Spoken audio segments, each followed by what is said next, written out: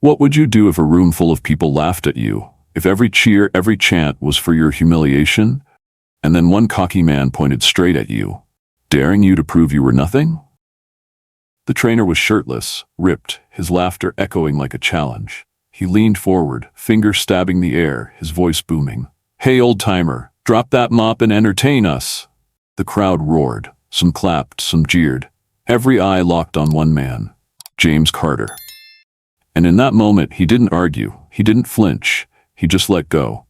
The mop slipped from his hand and hit the mat with a sharp crack, louder than the laughter, heavier than the mockery. The sound froze the room. Nobody knew his name, nobody knew his past, but they were about to find out, because once James stepped forward, nothing in that gym would ever be the same. Real quick, where you watching from? Philly? Dallas? Oakland? Drop your city in the comments.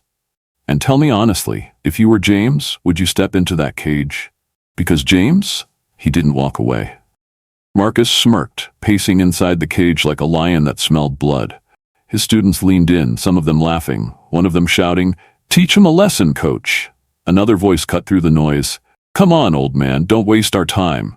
James stood still, shoulders squared, his eyes locked on Marcus, calm, steady. He didn't raise his voice, but when he finally spoke, the room went silent. "Son, you don't know what you're asking for." Marcus chuckled, running his hand over his jaw like this was a joke. He stepped closer, taunting, "Oh, I know exactly what I'm asking for. A show." The crowd howled again, phones held higher, recording every second. And in that storm of noise, James did something that made a few of them stop laughing. He stepped forward. No hurry, no fear. Just a man crossing a line he swore he'd left behind years ago. And in that second, even Marcus, for just a flicker, looked at him differently. But here's the thing.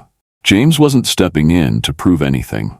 He was stepping in because of something Marcus couldn't see, and the crowd couldn't imagine. And when that truth came out, the entire gym would regret asking for this fight. Marcus Rizzo. Miami folks called him the Cobra. Quick fists, quicker mouth. He wasn't the best fighter in the city, but he was loud enough to make you believe he was. At American Top Team, he was king of the mats, at least in his own mind. His specialty? Breaking down rookies, humiliating anyone who showed weakness. And tonight, his target wasn't a rookie. It was a man with a mop. Marcus paced the cage, flashing that grin that made his students laugh along even when the joke wasn't funny. He jabbed at the air, shadowboxing like this was some kind of warm-up act. "Y'all better record this," he called out, his voice bouncing off the walls. "This is gonna be history. Janitor versus pro." Phones lifted higher. A couple of kids whistled. One girl in the back muttered under her breath, "Man, this ain't right." And standing across from him, James Carter, 65 years old, navy polo, worn shoes that had seen more double shifts than most of those kids had seen fights. Every night he scrubbed those mats, not because he loved the smell of sweat and disinfectant, but because he had bills to pay. A wife fighting for her health. A man trying to keep his head above water while the world forgot who he used to be. He didn't look like trouble. He didn't act like trouble. But the way his hands rested on that mop handle, steady, strong, told a different story to anyone paying attention. One of the students snickered, "Yo, coach, you sure he can even throw a punch?" Marcus laughed even louder, wagging a finger at James. "Only punch he throws is at a clock, kid. Watch this." More laughter, more chants. And James? He just stood there, quiet, eyes locked, the squeak of his mop head still fresh in the air like an unfinished sentence. Nobody in that gym knew the history buried in those eyes. Nobody knew the rings he'd fought in, the titles he'd held, or the life he'd lost. To them, he was just the janitor. But Marcus wasn't done, and the next words out of his mouth would push James into a choice that would change everything. Marcus didn't just talk. He made a show of it. He grabbed the mop, ripped it from James's hand, and tossed it across the mats like trash. The sound echoed through the gym. "This ain't janitor duty anymore," he sneered. "This is fight night." The students went wild, hands slapping the cage, sneakers stomping, voices rising into a chant that shook the air. "Fight! Fight! Fight!" And James? He stood still, breathing steady, watching, like a man measuring the weight of the moment. One of the younger guys leaned over the cage, grinning into his phone camera. "Yo, coach, about to drop this old man in seconds. Y'all better screen record this." Laughter rolled through the crowd. But under it, a single voice muttered, "This don't feel right." James's eyes shifted, just for a second, catching that student's uneasy look. And then he spoke, his tone calm, but his words cutting through the noise like glass breaking. "Son, you don't know what door you just opened." The laughter stalled for half a breath. Marcus tilted his head, lips curling into a grin that was equal parts mockery and arrogance. "What door?" "This door right here," he said, slapping the cage wall. "And when it shuts, old man, you're stuck in here with me." The crowd cheered again, loud, messy, desperate for blood. Phones angled higher, lights blinking red, capturing every second. James stayed planted, his shoes rooted to the mat. His hands hung loose, but his shoulders squared just enough for the closest students to notice. One whispered under his breath, "Wait, he don't look scared." But the words were drowned out by Marcus strutting around the cage, arms wide, taunting like a showman. "Come on then, you got the guts? Step in here, prove me wrong, show these kids you got more than a mop in your hands." The gym's energy shifted. The laughter wasn't pure anymore. There was something else now. Tension. The kind that coils up in your chest and won't let go. James took one step forward. The mats groaned under his weight. The crowd pressed in tighter, some gasping, some hollering.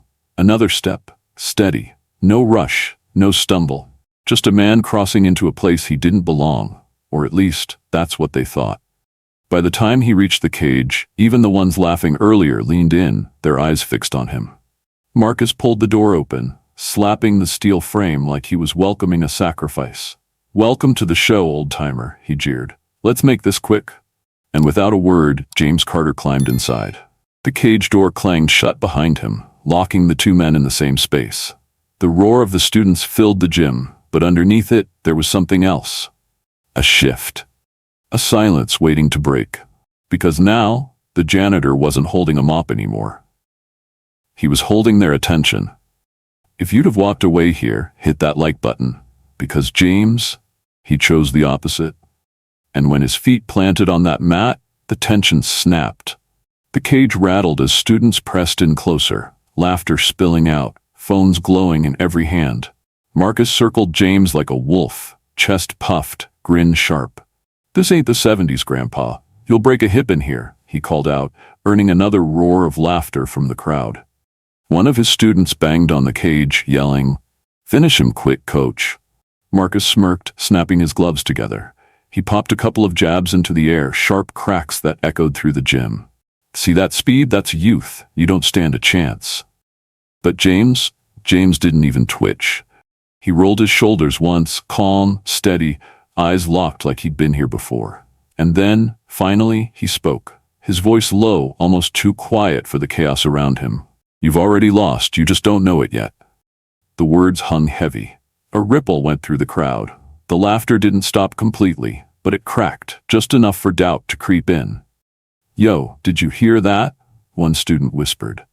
"Man, sounds like he's been through wars." Marcus barked out a laugh, shaking his head, trying to drown the shift. "Lost? Old man, the only thing you lost is your way to the retirement home." The crowd laughed again, but softer now. A couple of faces leaned closer to the cage, watching James like they weren't sure anymore what they were seeing. Marcus fired off a flashy combo into thin air, then leaned forward, sneering. "You got one shot to walk out of here, Carter. Take it before I embarrass you." James didn't move, didn't blink. He just tilted his head slightly, like a man studying a puzzle he already knew the answer to. His silence alone made the nearest students uneasy. One girl whispered to her friend, "Why does he look ready?" Marcus heard it too. And for the first time his grin slipped, just a flicker, before he covered it with another arrogant laugh. "He ain't ready. He's scared. Watch me prove it." But deep down, he felt it. That presence. That weight pressing back against his own bravado. And he knew, even if he wouldn't admit it, the janitor wasn't ordinary. Because arrogance was about to meet experience head-on, and what came next would silence the entire room. At first, it was just noise. Stomps, laughter, the chant of Marcus's name. But then, low, almost buried under the chaos, a voice spoke up from the crowd. Wait, ain't that James Carter? The words cut through like a spark in dry grass. His friend frowned, squinting through the cage. James who? Carter. Golden Gloves champ, Chicago. My dad used to talk about him all the time. The friend scoffed, shaking his head. Nah, man, that dude's a janitor. Yeah? The first kid shot back, voice climbing. Then why he's standing like that? Why he ain't even moving while coach clowns him? That ain't no rookie stance. Others started leaning in. The laughter grew patchy. A few of the older fighters in the back traded looks, their smirks slipping. One muttered under his breath. Hold on, I remember that name too. And James stood in the center of it all, silent, calm. But inside his head, the years began to rewind. Chicago, winter of '84, the Golden Gloves finals. The ring alive with the roar of a packed house, sweat and cigar smoke thick in the air. A young James Carter danced under the lights, fists snapping like gunfire, every punch sending the crowd into a frenzy. Carter! Carter! Carter! His wife in the front row, tears in her eyes as she shouted his name. His little girl on her shoulders, waving a cardboard sign scrawled in marker, Go Daddy Go! That was his life. That was his world. Until the night his shoulder tore and the bills came faster than the trophies. The cheers stopped, the lights dimmed, and James Carter, the fighter, slowly vanished into the shadows of forgotten gyms and late-night janitor shifts. Back in Miami, the whispers spread faster now. One of the younger fighters, wide-eyed, leaned into his buddy. Yo, I swear my uncle told me about this dude, said his left hook could end a fight in one shot. No way, his buddy muttered, chewing his lip. That can't be him. What's he doing cleaning floors? Life, man. Another voice cut in. Life will do that to anybody. Marcus heard it. He saw the shift, the uncertainty creeping in where laughter used to be. But instead of backing down, he leaned harder into the arrogance.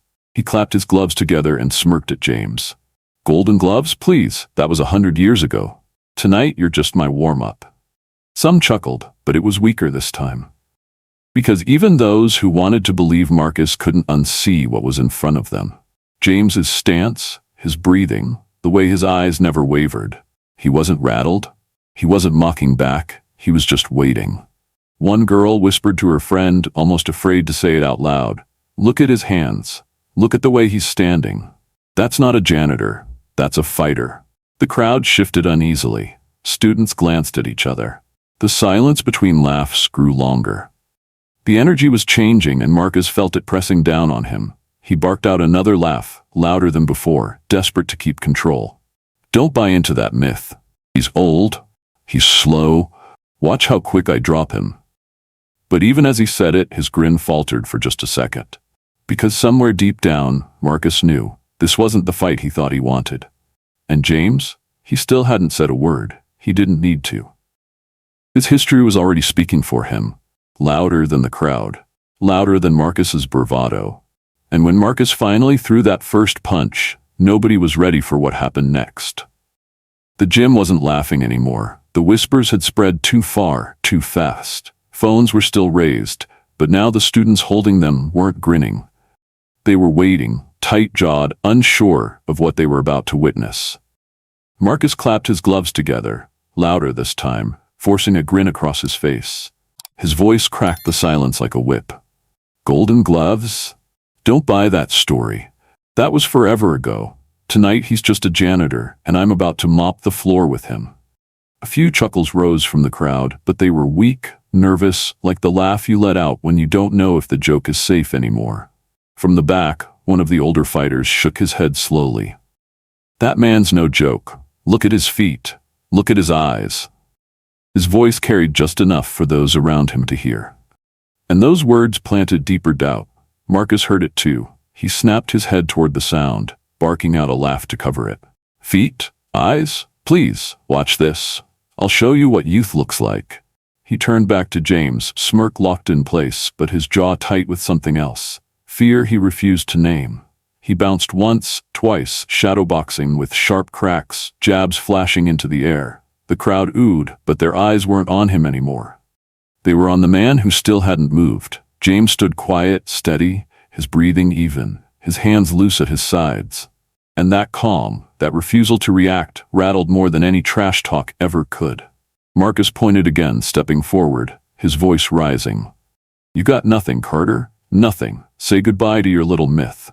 But James finally moved. Just a shift, his lead foot sliding across the mat, his shoulders turning ever so slightly. The kind of movement only fighters recognize. Enough to draw a low gasp from the older men in the back. "Oh my God," one whispered. "He's setting him up." The gym stiffened. The noise thinned again. You could feel the tension crawling across the cage like static. Marcus barked, desperate to pull it back. "Don't let him fool you. He's stalling. Watch this." And then he lunged, a wild haymaker thrown with all the arrogance in his body. His glove ripped through the air, reckless, desperate for the knockout that would silence every whisper. But James slipped to the side, smooth, efficient.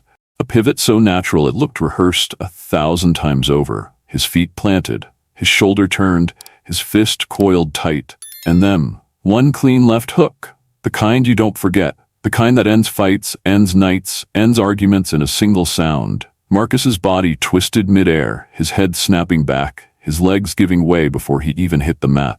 He collapsed hard, crashing to the floor, his mouth open, his eyes wide and glassy. Silence. The crowd froze. Phones hung useless at their sides. The laughter, the chants, the arrogance, gone. All that was left was the thud of Marcus's body against the mat, echoing through the cage. "No way," someone whispered. "He's out.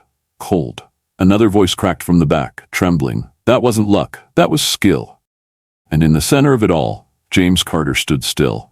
He didn't raise his hands, didn't smile, didn't gloat. He just let out one long breath, calm, steady, almost sorrowful. As if the punch wasn't triumph, but inevitability. His eyes drifted toward the mop lying outside the cage, the same mop Marcus had tossed aside. And in that silence it was clear. The janitor everyone mocked was never just a janitor. He was a fighter, a legend in hiding, a man who didn't need the crowd's respect, but had just earned it anyway. But what happened after was even more shocking. For a long moment, nobody moved. The cage was quiet, the air thick with disbelief.